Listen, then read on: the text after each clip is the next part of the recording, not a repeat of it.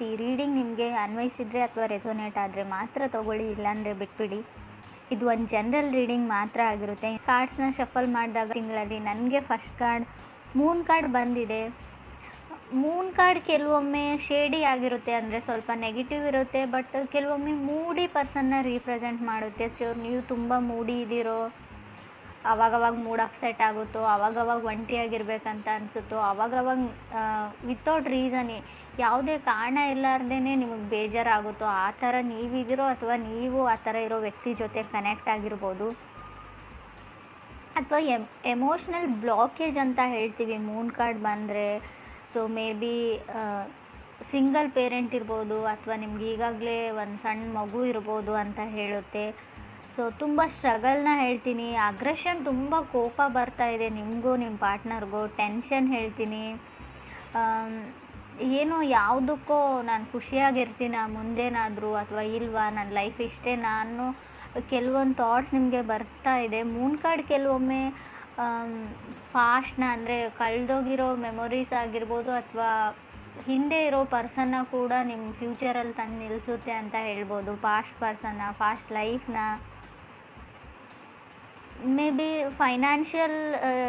Financially ನೀವೇನಾದರೂ build ಮಾಡಬೇಕು ಅಂತ ಅಂದ್ಕೊಂಡಿದ್ರೆ ಬರೋ 2.5 years ನಿಮಗೆ ತುಂಬ ಒಳ್ಳೆಯದು, ಸ್ಟೆಬಲ್ ಆಗೋಕ್ಕೆ ಅಂತ ಹೇಳುತ್ತೆ. ಹೈಯರ್ ಸ್ಟಡೀಸ್ಗೂ ಕೂಡ ತುಂಬ ಒಳ್ಳೆಯದು. ಬಟ್ ನಿಮ್ಮ ಹತ್ರ ಡಿಸೈರ್ ಇದೆ, ಅದು ನೀವು ಅದನ್ನು ಮಾಡಬಹುದು. ಸ್ವಲ್ಪ ನಿಮ್ಮ ಫೀಲಿಂಗ್ಸ್ನ ಯಾವಾಗಲೂ ಸಡನ್ನಾಗಿ ಎಮೋಷ್ನಲ್ ಆಗಬೇಡಿ ಅಂತಲೇ ಕಾರ್ಡ್ ಹೇಳ್ತಾ ಇದೆ. ಸೆಕೆಂಡ್ ಕಾರ್ಡ್ ನನಗೆ ಮೇ ಬಿ ನೀವು ಕಟಕ್ ರಾಶಿಯವ್ರ ಜೊತೆ ಕನೆಕ್ಟ್ ಆಗಿದ್ರೂ ಕೂಡ ಮೂನ್ ಕಾರ್ಡ್ ಬಂದಿರುತ್ತೆ. ಸೆಕೆಂಡ್ ಕಾರ್ಡ್ ನನಗೆ 6 of Wands ಬಂದಿದೆ.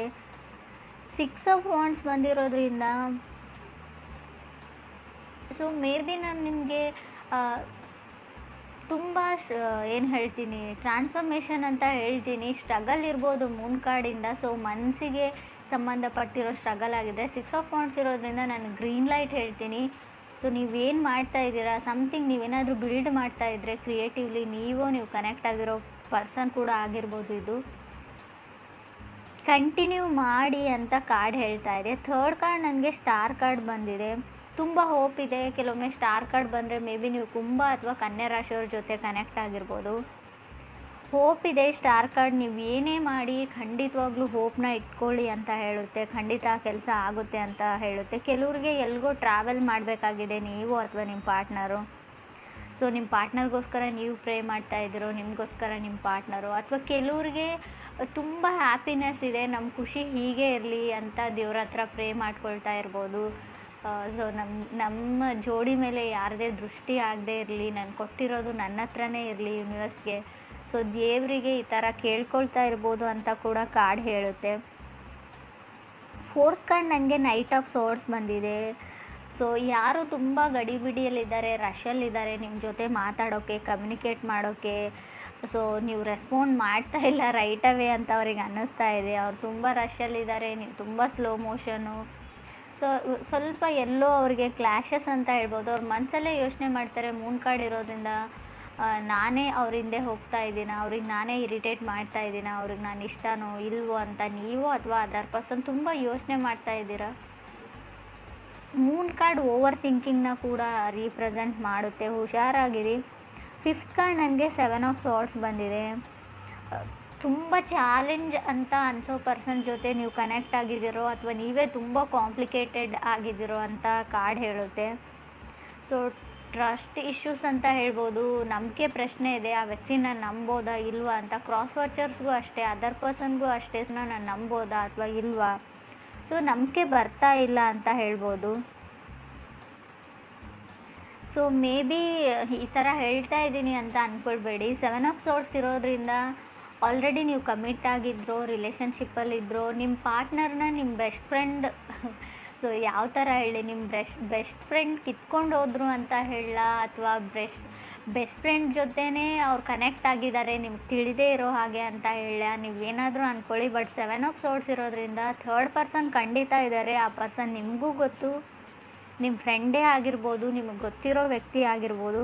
ಬಟ್ ಅವರು ನಿಮ್ಮ ಅದರ್ ಪರ್ಸನ್ ಅಥವಾ ಪಾರ್ಟ್ನರ್ ಜೊತೆ ಕನೆಕ್ಟ್ ಆಗಿದ್ದಾರೆ ಅಂತ ಹೇಳ್ಬೋದು. ಅದು ಆ ಥರ ಮಾಡಿರ್ಬೋದು, ಯಾರ್ದೋ ಬಾಯ್ ಫ್ರೆಂಡ್ ಅಥವಾ ಗರ್ಲ್ ಫ್ರೆಂಡ್ನ.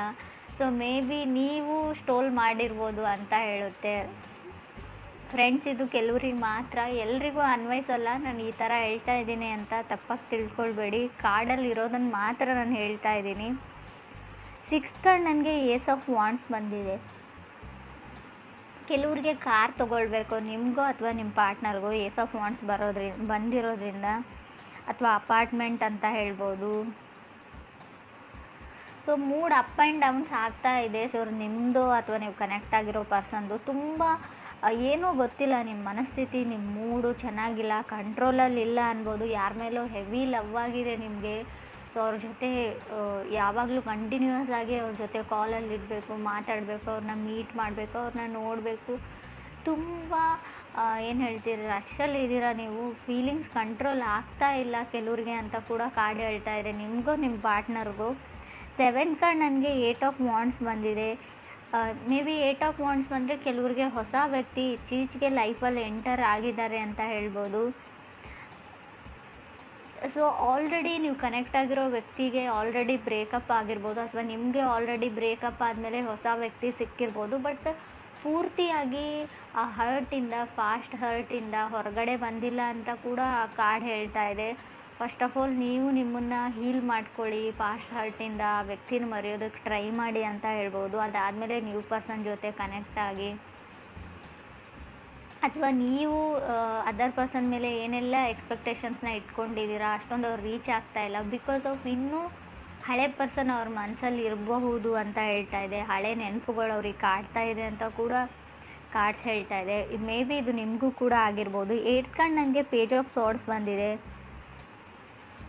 ಸೊ ತುಂಬ ಟ್ರಿಗರ್ ಆಗ್ತಾ ಇದ್ದೀರಾ ಇತ್ತೀಚೆಗೆ, ನೀವು ನಿಮ್ಮ ಪಾರ್ಟ್ನರು ಕೆಲವರು ಅಂತ ಅನಿಸುತ್ತೆ ನನಗೆ. ಪೇಜ್ ಆಫ್ ಸಾರ್ಡ್ಸ್ ಯಾವಾಗಲೂ ಏನೋ ಒಂದು ಟ್ರಿಗರ್. ನೀನು ನೋಡ್ಕೊಂಡಿದ್ದೀಯಾ ಮಿರರಲ್ಲಿ, ನೀನು ಏನು ಮಾಡ್ತಾ ಇದೆಯಾ, ಏನೋ ಯಾವುದಕ್ಕೂ ಟಾಂಟ್ ಮಾಡೋದು, ಯಾವುದಕ್ಕೂ ಏನಾದರೂ ಒಂದು ಹೇಳೋದು ನಿಮ್ಮನ್ನು.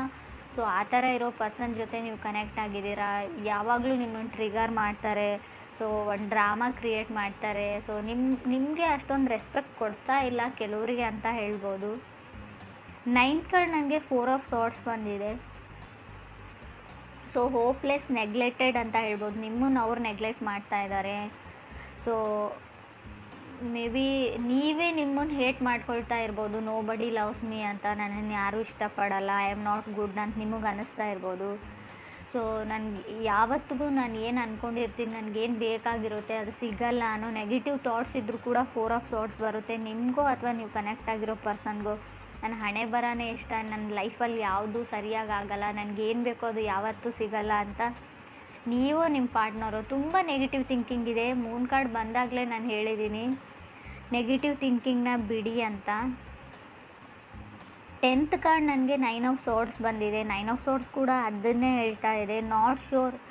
ಸೊ ದೂರ ಇದ್ದೀರಾ, ಡಿಸ್ಟೆನ್ಸಲ್ಲಿ ಇದ್ದೀರಾ, ಮನಸ್ತಾಪಗಳಿವೆ, ಕೋಲ್ಡಲ್ಲಿ ಇದ್ದೀರಾ ಅಂತ ಹೇಳ್ಬೋದು ನೀವು. ಸೊ ಅವ್ರನ್ನ ನೀವು ಬ್ಲಾಕ್ ಮಾಡಿದರು, ನಿಮ್ಮನ್ನು ಅವ್ರು ಬ್ಲಾಕ್ ಮಾಡಿದರು. ಕೆಲವ್ರಿಗೆ ನನಗೆ ಬ್ಲಾಕೇಜಸ್ ತುಂಬ ಕಾಣಿಸ್ತಾ ಇದೆ, ಕಮ್ಯುನಿಕೇಷನ್ ಸ್ಟಾಪ್ ಆಗಿದೆ. ಏನೋ ಇಗ್ನೋರ್ ಮಾಡ್ತಾ ಇದ್ದೀರೋ, ಅಥವಾ ಇಬ್ಬರ ಮಧ್ಯೆ ಲವ್ ಅಂತರೂ ಇದೆ ನನಗೆ ಕಾರ್ಡ್ಸ್ ಹೇಳೋ ಪ್ರಕಾರ.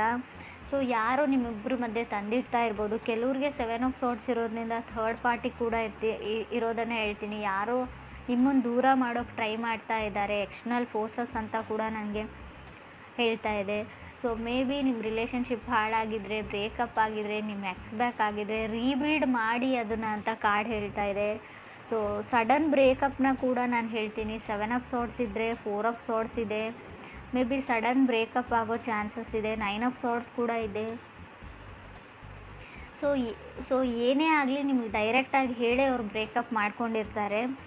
ಬಟ್ ಇಲ್ಲಿ ನನಗೆ ಇನ್ ಕೇಸಸಲ್ಲಿ ಹೇಳೋದಾದರೆ ಮೂನ್ ಕಾರ್ಡ್ ಇರೋದ್ರಿಂದ ನೀವು ನಂಬಿರೋ ವ್ಯಕ್ತಿ ನಿಮ್ಮ ನಂಬಿರೋ ಥರ ಇರಲ್ಲ. ತುಂಬ ಸೀಕ್ರೆಟ್ಸ್ ಇರುತ್ತೆ ಅಂತ ಹೇಳ್ಬೋದು. ನಿಮ್ಗೆ ಸೀಕ್ರೆಟ್ಸ್ ಇದೆಯೋ ಅದರ್ ಪರ್ಸನ್ಗಿದೆಯೋ ಖಂಡಿತವಾಗ್ಲೂ ನಿಮ್ಗೆ ತಿಳಿಸದೆ ಅಥವಾ ನಿಮ್ಗೆ ತಿಳಿದೇ ಇರೋ ವಿಷಯಗಳು ತುಂಬ ಇದೆ ಅಂತ ಮೂನ್ ಕಾರ್ಡ್ ಹೇಳ್ತಾ ಇದೆ. ಸೊ ಮೇ ಬಿ ನಿಮ್ಮ ಫೋನ್ ಅಥವಾ watch, laptop, anything more objects ಅಂತ ಹೇಳ್ತೀನಿ, ಎಲೆಕ್ಟ್ರಾನಿಕ್ ಆಬ್ಜೆಕ್ಟ್ಸ್ ಇರ್ಬೋದು. ಸೊ ಸಡನ್ನಾಗಿ ಮಿಸ್ ಆಗ್ಬೋದು. ಅದ್ರ ಬಗ್ಗೆ ಕೇರ್ಫುಲ್ ಆಗಿರಿ.